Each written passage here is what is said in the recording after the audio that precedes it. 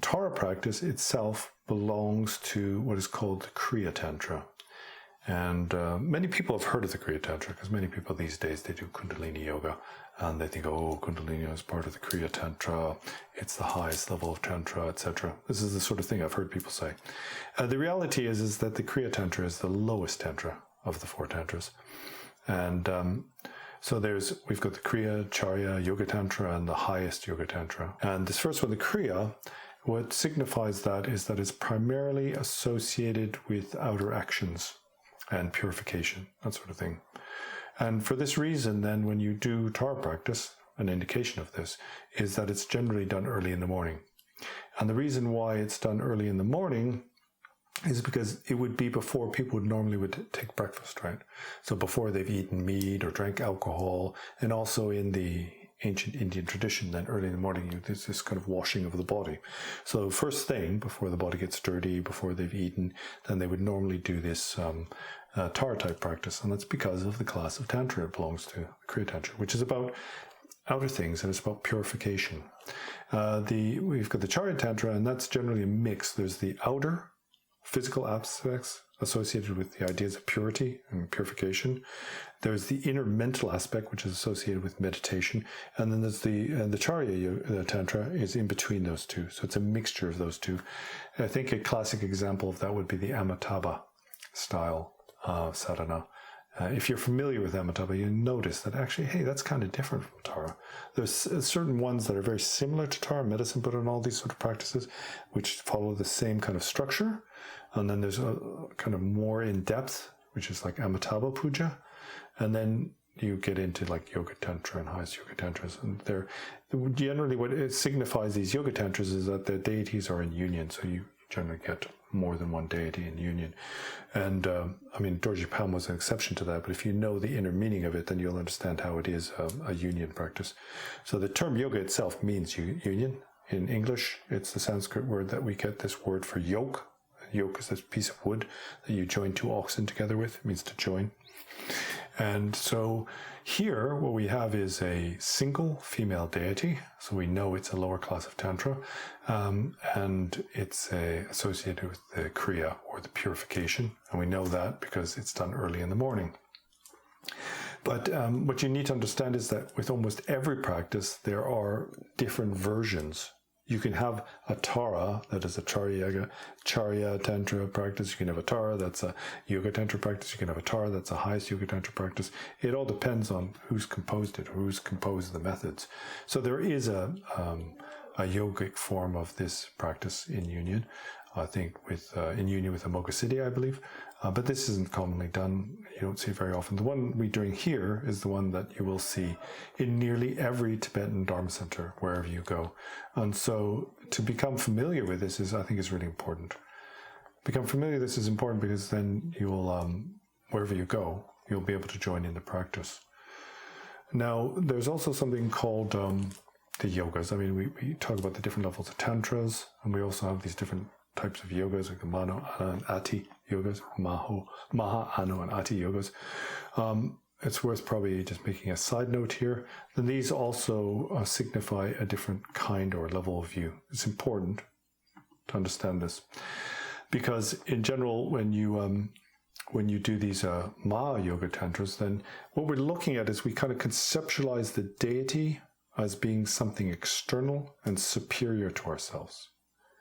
And this is what we normally would associate with kind of your typical theistic religions, Hindu religion, etc., where we see the god to be something sort of superior and external and permanent.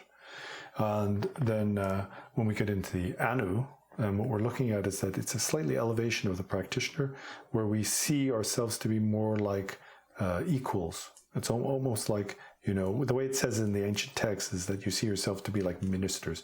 The lowest tantra is like, the lowest yoga is like, you see the deity to be like a king and you're a subject.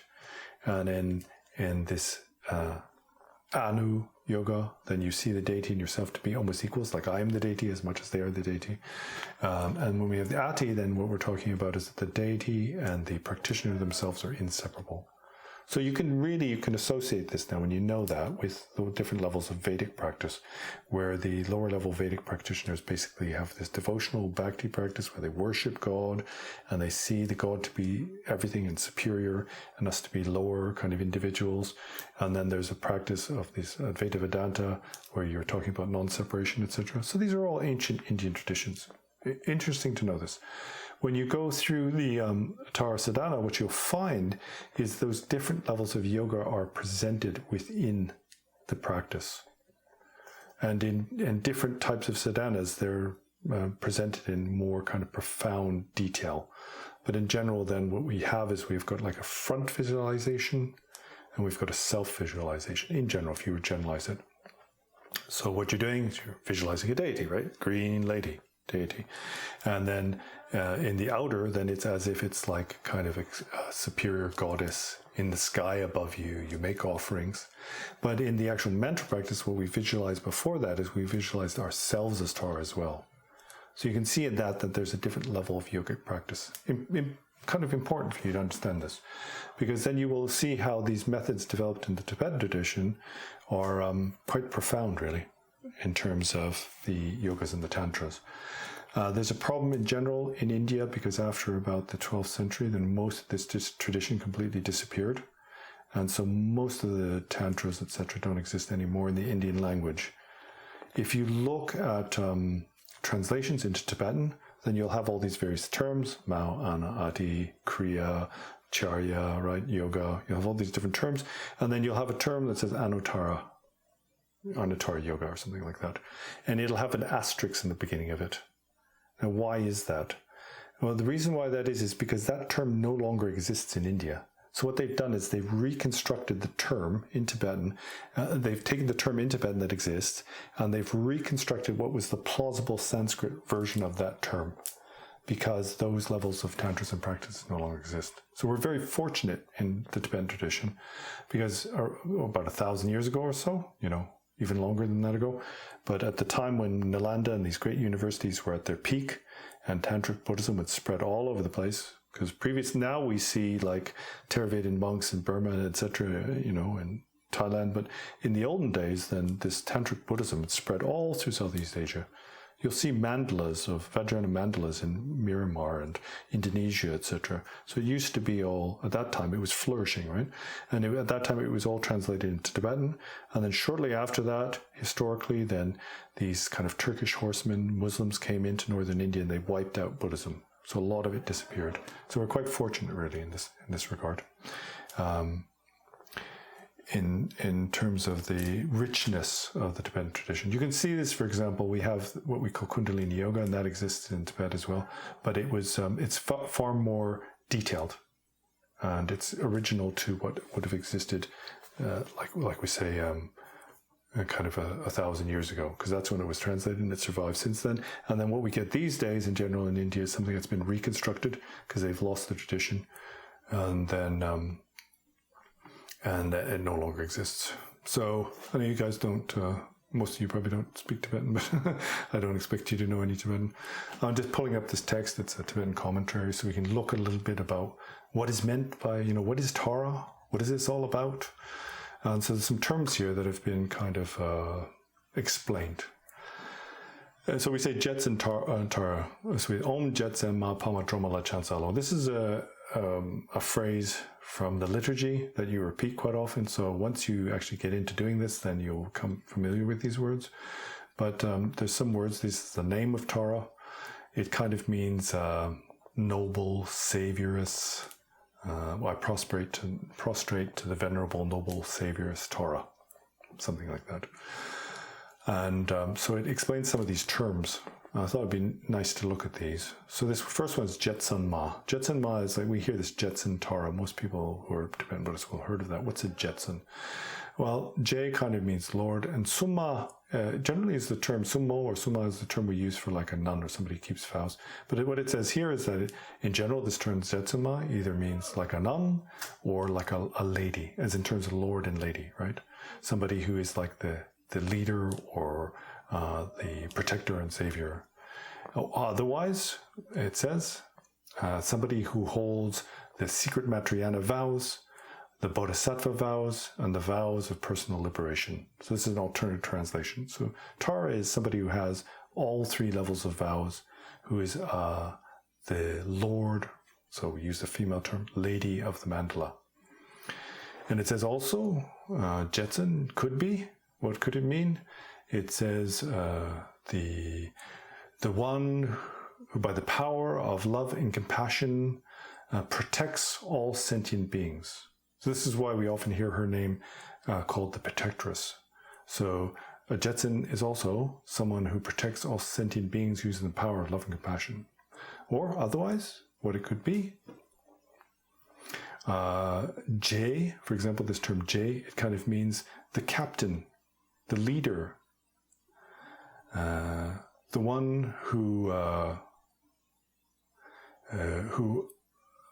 guides through understanding the activities of the path of liberation.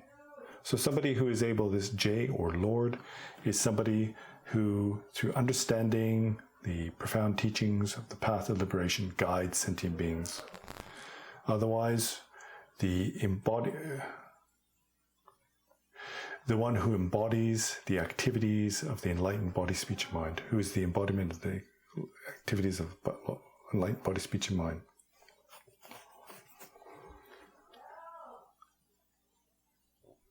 Also, what we call this Lord is someone who is unstained by the negative actions of non-virtue. So stainless Tara.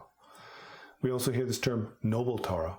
What does noble mean? Now this is really important. It says corde la menepe na palma. So noble being means someone who does not reside within samsara nor become liberated into nirvana. Now, the reason why I flag this up, and I say it's so important, is because this actually signifies the entire meaning of what we call the middle way, or the higher levels of Buddha Dharma. This middle way, free of the two extremes, right? There's this extreme of existence and non-existence. Now, when we think about Theravada practice, we think about these yellow robe-clad monks and nuns from India and Thailand, then what they do is they seek nirvana, right? They seek to be liberated in nirvana. But a bodhisattva is not one who does that. So conceptually, we think of a bodhisattva as someone who chooses to be reincarnated in the mundane world to help beings. So they don't escape into nirvana, but they don't fully reside in samsara. This is the middle turning of the wheel dharma. This is the Mahayana presentation. Bodhisattva becomes liberated and then chooses to return into samsara to help sentient beings, so they don't go away to liberation for their own benefit, but at the same time they're not stained by the mundane world. They're not stained by the mundane world because they no longer possess the kleshas. They themselves are enlightened, or they are awakened to the truth of reality, but they choose to reside in the mundane world to help and liberate others. Okay, that's the conceptual presentation from the middle way. In the Vajrayana, it's more profound than that. It means their mind neither abides in the extremes of existence or non-existence. That means that their mind is totally free from view and identification. And when we say it's totally free from view and identification, what we're saying is that they possess primordial purity. So this is actually, these words are talking about the same thing. In the lower level, then there is the samsara, which is this horrible world full of suffering, and then we have to escape from that into liberation. In the Mahayana, we talk about this no longer just seeking liberation for oneself, but working for the sentient beings. But the ultimate meaning of this is the mind that has gone beyond all identification, is perfectly purified of all reference points, and then abides in what is called the wisdom of a Tathagata, or we could say the Dzogchen, or the middle way. And then the term Tara is actually in Tibetan is Drolma. So Tara, I think, means star in Sanskrit, but in Tibetan the term used for Tara is Drolma, and Drol is the term for liberation, the liberator, the one who liberates. And so what does it mean when we say Drolma or Tara? Well, it is the one who liberates all beings from the fear of poverty and decline. That's what the Tibetan means. So a droma, or a Tara, is one who liberates beings from the fear of poverty, or kind of like lack of resources, etc., and decline. Or the one who liberates all sentient beings from fear and suffering. For example, someone who is a protectress is what it says. Another explanation of the meaning of the term Tara is the one who liberates from the causes of suffering in samsara, the temporary and long-term causes, or the temporary and final causes of suffering in the 6 realms of samsara. So by this, what we can see is that a protectress, a savior, a 3-jewel, someone who is able to give us protection, isn't just conceptually some kind of green goddess, but is anyone who has realized the profound truth, has achieved liberation from samsara, what's more, has achieved what we call the path of insight. And the path of insight, or the first bodhisattva bhumi, is when one is thoroughly liberated, or has realized the truth of the 2 non-selves. That is slightly different than an arhat. An arhat seeks liberation from their own suffering. It's called personal liberation. They achieve liberation from their own suffering, and then they no longer return to the mundane world. That's what they aim for. They just want to get out as quickly as possible. The difference between that and a bodhisattva is that they no longer seek liberation for themselves. So they realize the no-self of the individual. Also, they realize the no-self of phenomena, external phenomena.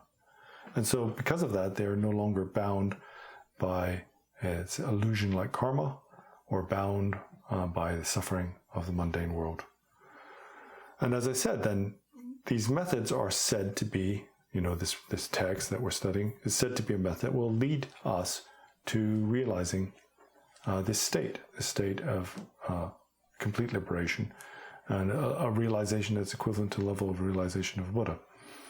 The problem is that in order to do that, then you have to have quite a profound level of practice. But that doesn't mean, if you can't do this totally authentically, it doesn't mean that it's no use in you doing this practice. As I said, it's progressive, it's incremental. So if you take the practice on with sincerity, apply yourself in the most authentic manner you can, then naturally by that, it will evolve. We have view, meditation, and conduct. And all these 3 things are dependent on each other. They evolve in synthesis. So naturally we come with a particular view to our practice, and based on that view, that affects how we conduct ourselves. For example, if we see, clinging to the sense perceptions of the world are never going to bring me any happiness ultimately, I have to transcend that, I have to go beyond it, and what happens? Our conduct changes. Our conduct changes because we no longer cling so much those things that we see to be desirable, to be the sources of happiness.